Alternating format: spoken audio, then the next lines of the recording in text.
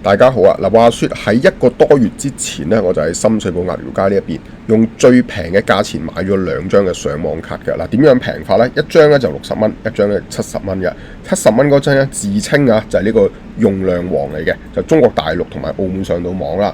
咁之前咧我已經係實測過啦，其實就麻麻地嘅，使用感受咧就一般般啦，唔算好用嘅。而且咧佢話係可以喺3個網絡之中自己去揀，但係我咧就揀唔到嘅，嚟嚟去去咧都係自動幫我選咗聯通嘅啫。而且咧就係有陣時點餐咧都係點唔到啊，即係出現翻咧之前 Lucky Two 會面對嘅問題。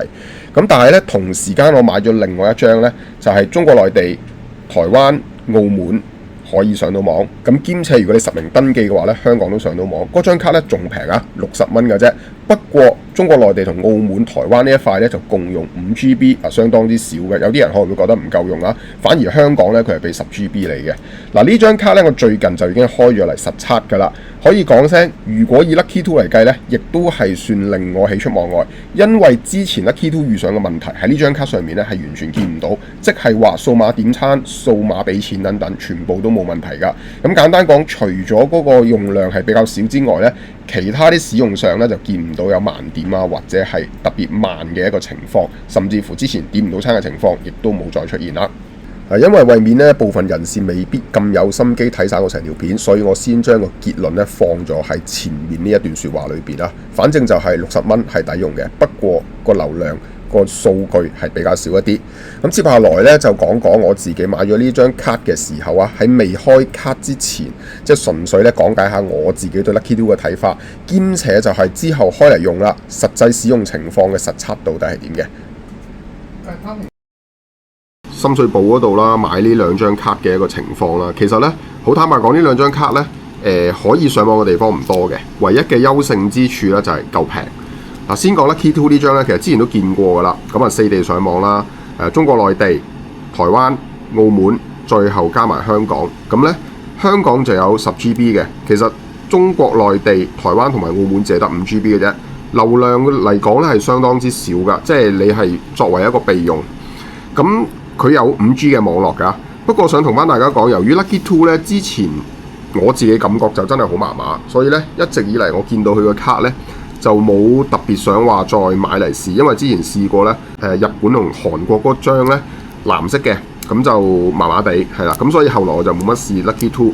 但係自從咧今年嘅幾個月前啦，即係今年大概第2季咧，我再試咗啲 Lucky Two 之後咧，問題就唔大啦，亦都咧喺付款俾錢方面咧冇再遇上啲咩問題嘅。咁所以今次我亦都想俾一個機會呢一個 Lucky Two 4地上網呢張卡。咁同埋對於我嚟講咧，現時其實對比起中國內地上網咧，可能澳門更加有用。雖然我每年去澳門嘅機會唔多，但係由於咧我自己而家主要嗰張卡咧換咗個 plan 之後冇澳門嘅，咁所以最好有一張咁樣嘅卡，既可以內地上網做備用，跟住澳門亦都上到網咧，咁就最理想啦。咁啊，想同大家講講咧，今次我想同大家講嘅呢一張卡啦，係啦，咁亦都係屬於比較平啦，60蚊啦就買到噶啦，喺深水埗鴨寮街。咁佢就係一個15GB 係啦，但係大家注意啊，中台澳只係得5GB 嘅啫，香港嗰邊咧先至係有10GB 嘅數據嘅。佢呢度話咧，如果喺香港同埋台灣用咧，就記得事前要實名登記。咁即係話內地用咧就可以即插即用嘅。冇得試下係咪啦？佢同埋注意翻佢係 Lucky Two。Lucky Two 經常之前遇到嘅問題就點唔到餐。咁今次會唔會有咁嘅情況咧？我哋就嚟睇睇啦。咁我主要就係想試呢樣嘢嘅，因為啲上網睇 YouTube 嗰啲，我相信就問題唔大啊。呢張卡係到26年嘅12月嘅，咁如果你而家買都仲有成年嘅時間可以俾你備用咯，係啊，即係你就算唔用住都 OK。咁就 Lucky Two 嘅卡，咁我就用喺我 iPhone 入邊啦。咁我通常就中意咧喺內地即插即用嘅，體驗下佢要唔要有啲設定啊，即係麻煩啊咁樣嘅一啲操作咧。咁就可以即係真實情況話俾大家知。有啲人咧可能係帶定喺內地，跟住先至再換㗎嘛。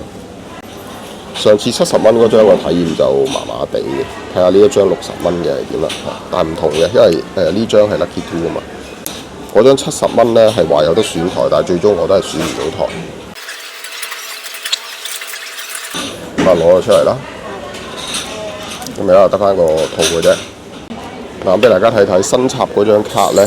佢寫住係 CSL 同埋1010嘅，佢要選擇一紮嘢，係佢要選擇一紮嗰啲嘢先得，都冇乜嘢嘅，即係都係問你話要唔要，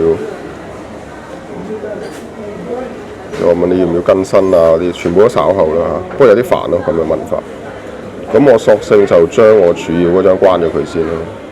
咁而家咧，大家見到咧，佢係個人呢一度嘅，睇到中國聯通啦，1010同埋 CSL 啦。數據漫遊我未開啊，所以因為佢每一張新卡有時都要咁，數據漫遊而家開咗啦。咁見到啦，5G 啦，上面呢度 5G 係啦，呢度係蓮塘口岸。我而家試一試啦，試下數碼先。而家數碼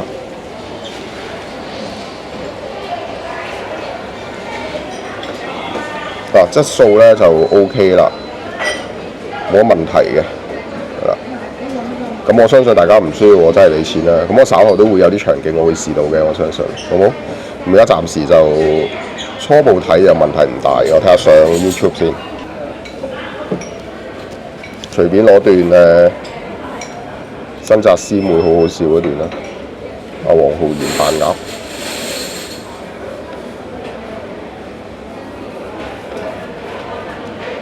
咁啊，順暢啦，冇乜問題啦。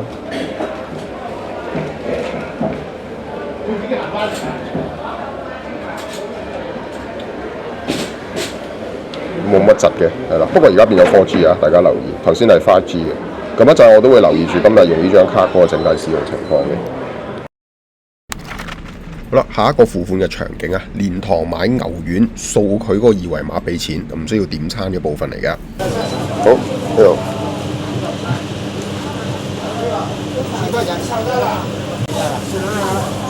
好，俾到錢啦，買咗牛丸。今日就冇咁多人，要買就會輕鬆啲。可能因為都5點幾，就係啦5點鐘到，咁啊所以咧街市啊或者而家見到呢個位咧都比較少人。上次禮拜日就真係好誇張。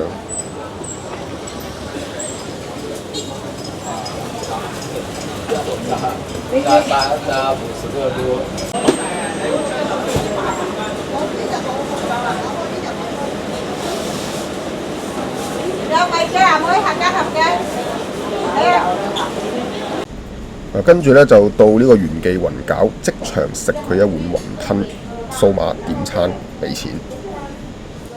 俾錢。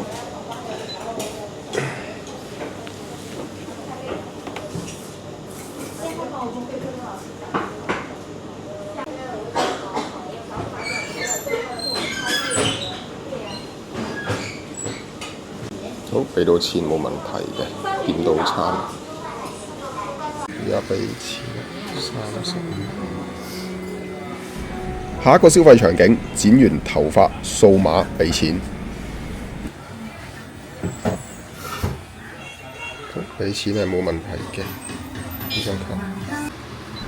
最後都係數碼點餐啊！我經常會點嘅瑞幸咖啡，咁啊亦都係睇睇掃咗之後，好快就出現呢係點餐嗰個畫面啦，兼且呢就係整個流程都係相當之快嘅，係冇窒啊冇剩啊，咁所以可以見得到呢一張卡呢喺內地使用嚟講，亦都冇乜存在盲點，但係冇乜存在盲點唔代表完全冇嘅，咁有陣時有啲位呢都可能啊嗰個嘅信號啊會差少少，咁正常嘅，因為可能我用我中國移動嗰張個信號都係會差少少噶啦。